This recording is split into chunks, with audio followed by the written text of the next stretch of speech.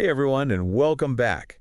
Today we're going to do a deep dive into the world of sustainable development. Sounds exciting. It is, but we're not just skimming the surface. Right. We're going behind the scenes to understand how change actually happens, Like how do we go from idea to impact? The how factor. Exactly.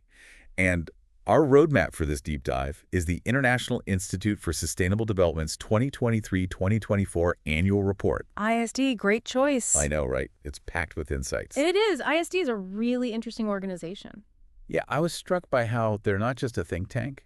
They're definitely more than that. They actually describe themselves as a think and do tank. Love that. So they're bridging this gap between research and actually making things happen on the ground. Especially in the global south. Yeah, and across a huge range of issues. Climate change, Sustainable resource management. fair economies, You name it, they're probably working on it. and their impact is pretty remarkable. It really is. I was reading about their work on fossil fuel subsidies. Oh, yeah. You know how there's this growing movement to get rid of them? Those harmful subsidies, yeah. Well, ISD's research was crucial in getting Canada to actually implement a framework to phase them out domestically. Wow. A huge win, and that's just one example. So they're influencing policy in over 50 countries. That's right. That's incredible. It's not just talk. They're really getting things done. Absolutely. But I'm curious, what makes them so effective? What's their secret sauce? That's a great question. Is it something in the water up there in Canada? Maybe, haha.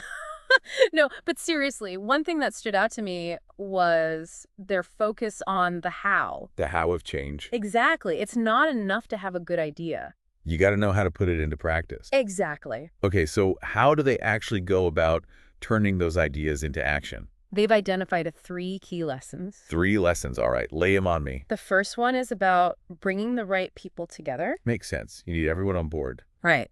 Researchers, policymakers, local communities. ISD is amazing at building these coalitions and creating spaces for them to learn from each other. I can see how that would be so important for actually getting things done. It is. Do you have an example of how they've done this? Sure. They held this peer learning workshop in Zimbabwe. Okay. It was all about national adaptation plans, dealing with climate change impacts. Right. And they brought together people from all over the world who are working on this, and they were able to share their experiences and challenges and best practices. Sounds like a great way to accelerate progress. It was. One participant, Aurea St. Louis from Grenada, talked about how valuable it was to connect with others facing similar issues. It's always helpful to learn from each other's successes and failures. Definitely. All right, that's lesson 1. Bring the right people together. What about lesson number 2? Hit me with it. Persistence. Persistence. Yeah. ISD knows that tackling these big, complicated issues takes time. You got to stick with it. Exactly. Their work on fossil fuel subsidy reform is a perfect example. Right. It took them years of research and advocacy to get that win in Canada. Years. Building relationships with governments. Playing the long game. Exactly. But they also work on issues where progress is slower, where the wins aren't as clear-cut. Yeah, those must be tough. They are. But they highlight their work in Southeast Asia promoting responsible agricultural investment as an example of this. So even when it's tough, they keep pushing forward. They do, because real change often takes time. Okay, so we've got bring the right people together and persistence. 2 down, 1 to go. All right, what's the third key ingredient in their recipe for change? Collaboration. They recognize that no single organization can solve these global challenges alone. That makes a lot of sense. It takes a village. It does. They're always partnering with other groups, leveraging each other's strengths to maximize their impact. Smart.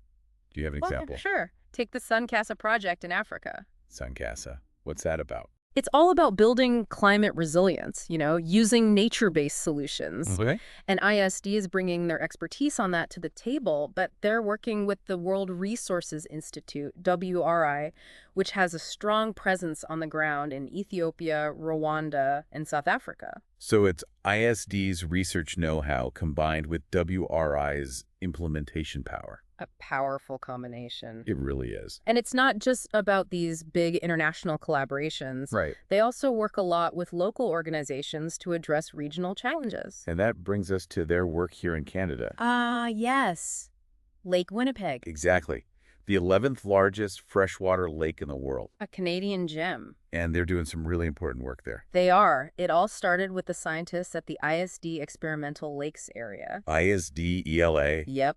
They were the ones who first figured out that all that phosphorus was causing those massive algal blooms in the lake. Those were pretty nasty. They were. So they were the ones who sounded the alarm. They did, but they didn't stop there. They worked with the Lake Winnipeg Foundation to come up with science-backed policy recommendations for the city. For the city of Winnipeg. Yep. And did those recommendations actually lead to anything? They did.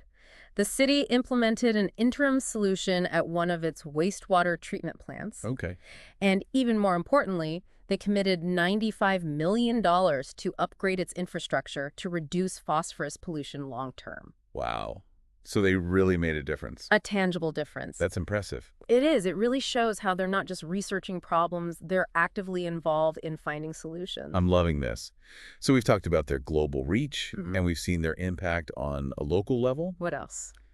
I'm also curious about the people who support their work. The people behind the scenes. Exactly. I read about this philanthropist, John McCutcheon, who's been a major supporter of IISD-ELA. He's an amazing guy, 92 years old. Wow. Incredibly passionate about nature and wildlife conservation, and he's donated millions to support IISD-ELA's research. That's so heartwarming to hear. It is. He really believes in giving back. But how did he even discover IISD-ELA? It's not exactly on the tourist map, is it? He kind of stumbled upon it. Really? Yep. He was immediately captivated by the research they were doing and the whole idea of studying freshwater ecosystems in such a pristine setting. He must have been fascinated. Oh, he was. He even has a lake named after him at IISD-ELA. That's incredible. What a legacy. Right. I definitely want to hear more about how his funding has helped IISD-ELA and what kind of research he's most passionate about. Me too. But I think we'll have to save that for part 2 of our deep dive. Agreed. So join us next time as we delve deeper into the fascinating world of freshwater research at IISD-ELA and explore the impact of John McCutcheon's generosity. Welcome back, everyone. So before the break, we're about to jump into the world of freshwater research at IISD-ELA. The Experimental Lakes area. It's an amazing place. I've heard so much about it. 58 pristine lakes, all tucked away in northwestern Ontario. It's like a dream for freshwater scientists. A real-life laboratory, but what kind of research is actually happening out there? Well, they're tackling some of the biggest issues facing freshwater ecosystems worldwide. Like what? Pollution, climate change, you name it. Oh, right. Remember those algal blooms we talked about in Lake Winnipeg? Of course. Caused by all that excess phosphorus? Yeah, those images were pretty hard to forget, the lake covered in all that green slime. Not a pretty sight. Not at all. Yeah. And IISD-ELA has actually been studying that problem for decades. Really? Yep. Their whole lake experiments were groundbreaking. They were the ones who proved the link between phosphorus from things like household products and those massive algal blooms. Wow. So their research actually helped to clean up our lakes and rivers. It did. Those experiments led to changes in regulations for phosphorus and detergents and fertilizers. So they're not just doing science for science's sake. Nope. Their work has a real impact. That's incredible. Are they still doing research on phosphorus? Oh, absolutely. Their work continues to inform efforts to manage phosphorus globally. Globally, wow. But they're not just looking at phosphorus, you know? What else are they investigating? Things like microplastics in freshwater. Microplastics, those tiny bits of plastic that are everywhere these days. The very same. They're trying to figure out how these microplastics get into our lakes, Okay. how they move through the food web, Interesting. and what the long-term consequences might be for fish and other aquatic life. That's a little scary to think about. It is a concern. Kind of like a hidden thread beneath the surface. Exactly, which is why IISD-ELA's research is so important. They're helping us understand this problem. And hopefully find solutions. Makes sense. They're also doing research on pharmaceuticals in fresh water. Pharmaceuticals, you mean like medications? Exactly, things that get flushed down the toilet and end up in our waterways. I never thought about that. It's an emerging issue, and they're studying the potential impacts. So it's not just about keeping our drinking water clean, it's about protecting the entire ecosystem. Exactly, and they're not doing all this research on their own. They prioritize collaboration with indigenous communities in the area, That's the fantastic. Treaty 3 area. Right, so they're bringing the right people together, like we talked about earlier. They are. They work together on projects that address local concerns, and they incorporate traditional ecological knowledge into their research. So they're learning from each other. Absolutely. Absolutely. But it's not just about collaboration. What else is key to their success? Persistence. Persistence. Many of their research projects span decades. Decades. Wow. They have data sets going back over 50 years. That's incredible. They must have such a deep understanding of these ecosystems. They do, which allows them to track changes over time and understand the long-term impacts of human activities, like climate change. That long-term perspective must be invaluable. It is, and it gives their research a lot of weight when it comes to influencing policy. So their findings actually translate into action. I do, both here in Canada and internationally. Like with the phosphorus regulations. Exactly. And their research on acid rain was also groundbreaking. Acid rain, that was a big deal back in the day. It was.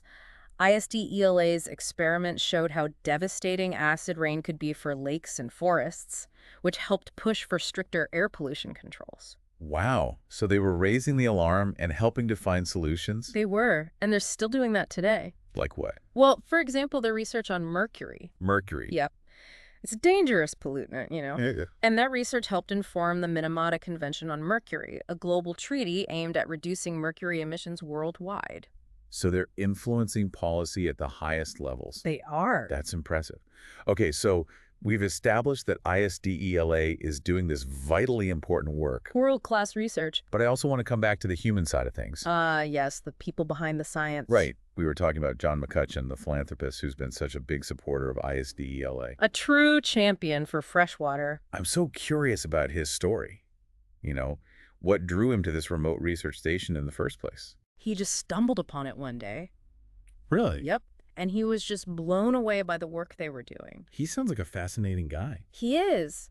He's passionate about freshwater conservation and believes that IISD-ELA is essential for protecting this precious resource. I can see why he'd be drawn to their work. He's donated millions to support their research over the years. Wow. And he even has a lake named after him. He does, Lake McCutcheon. What a legacy. So how has his funding impacted IISD-ELA? Well, one of his major gifts went towards their campus renewal initiative. Fuck that. They're building a brand new center for climate and lake learning. Wow. A whole new center. Yep. It's going to be this amazing hub for researchers, students, and Indigenous partners. Sounds like a pretty incredible space. It will be a place for collaboration and Yeah. knowledge sharing, taking those lessons we talked about earlier and putting them into practice. I love it. And it doesn't stop there. His funding has also helped them transition to solar power for the entire site. Yep. Reducing their environmental footprint and demonstrating their commitment to sustainability in action. Walking the walk. Exactly. He's also contributed to their endowment fund. Their endowment. What does that do? It helps ensure the long-term financial stability of IISD-ELA's research and training programs. So he's not just supporting today's research, he's investing in the future of freshwater science. Exactly. He's thinking about the long term. That's remarkable. He really believes in the power of science to inform solutions. I love that. It's all about understanding the problems before you can fix them. Right. He has this great quote. He says, "You can't solve a problem unless you know what's going on." Simple, but profound. It is. And his generosity is a testament to the power of individual action to make a real difference. It's inspiring, that's for sure. It really is. And while not all of us can donate millions of dollars, Right. we can all contribute in our own way. Absolutely. Whether it's supporting organizations like ISD or just making more conscious choices in our daily lives to protect our water resources. Well said. So we've covered a lot of ground today. From the intricacies of freshwater research at IISD-ELA to the inspiring story of John McCutcheon's philanthropy. It's been quite a journey. It has. But our deep dive isn't over yet. Oh, what else is there? We still need to explore another fascinating aspect of ISD's work. All right, I'm intrigued. What is it? Their role in shaping sustainable development through trade policy. Trade policy. Yep. It might seem like a jump from freshwater research, It does. but it's all connected. Okay, I'm hooked. Stay tuned as we unravel how ISD is working to make sure that trade policies actually support rather than undermine our global sustainability goals. Okay, trade policy. To be honest, Yeah, it's not something I usually spend a lot of time thinking about, I get it. but I am intrigued. How does this all fit into sustainable development? Oh, it's a really important part of the puzzle. Really? Yeah, trade policies can have a huge impact on so many things. Like what? The environment, Okay. social justice, Right. economic development, it's all connected. So it's bigger than I thought. It's not just about tariffs and imports. Exactly. It's about the bigger picture. So what's ISD's role in all of this? What are they doing? They're working to make sure that trade policies actually support global sustainability goals. Support, not hinder. Exactly. They do a lot of research, Okay. they analyze policies, and importantly, they bring a lot of different voices to the table. So it's about making sure that trade benefits everyone, not just profits. Right. People and the planet. That makes sense, but can you give me some concrete examples? What are they actually working on? Sure. One area they're focusing on is border carbon adjustments. Border carbon what? Adjustments, BCAs. BCAs, okay. So imagine a country is producing goods really cheaply because they have, like, really weak environmental regulations. So they can pollute more. Exactly. And that gives them an unfair advantage in the global market. Right. A BCA would level the playing field by putting a price on those imports based on their carbon footprint. Ah, so it incentivizes countries to clean up their act. Exactly. ISD is doing a lot of work on how to design these BCAs fairly and effectively. To make sure it actually works. Right. And to minimize any potential trade disputes. Because those can get messy. They can. And also to make sure developing countries aren't unfairly disadvantaged. That's important. It is. It's a complicated issue, but ISD's expertise is really helping to guide policymakers towards more sustainable solutions. That's great. So BCAs, what else? What other areas of trade policy are they tackling? Another big one is investment policy. Investment policy. Yep. They host something called the Investment Policy Forum. What's that? It's a gathering specifically for negotiators and policymakers from developing countries. Why the focus on developing countries? No, historically, investment treaties have often favored developed countries and multinational corporations. Ah, I see. So this forum gives developing countries a chance to share their experiences, Okay. develop common positions, and advocate for policies that are more fair and sustainable for them. So it's about making sure they have a seat at the table. Exactly. And it's been really effective. Has it led to any real changes? It has. It's helped shape new investment treaties, Like what? including the investment protocol of the African Continental Free Trade Area. Wow. So they're influencing the future of trade in Africa. They are. This is amazing. It's fascinating to see how ISD connects all these different areas, I know, right? like trade policy and freshwater research. It speaks to their holistic view of sustainable development. They're not afraid to tackle complex issues, and they always bring this global perspective to their work. I'm really impressed. This deep dive has been so eye-opening. I've learned so much about how change actually happens. Me too. Collaboration, persistence, bringing the right people together. These are all such important ingredients. They are. It's really inspiring to see it in action. It is. ISD's dedication to research, policy influence, and on-the-ground action really gives me hope for the future. Me too. They're showing that solutions are possible, even in the face of these huge global challenges. They really are. I think the key takeaway here is that we need both a global perspective and a deep understanding of local needs. That's a great point. It's not one or the other, it's both. Exactly. And for everyone listening, I highly recommend checking out ISD's website Yes, definitely. to learn more about their work and maybe even find ways to get involved. There's something for everyone. Absolutely. Because ultimately, we all have a role to play in creating a more sustainable future. Well said. And on that note, we'll wrap up our deep dive into the world of ISD. Thanks for joining us. It's been a pleasure. See you next time.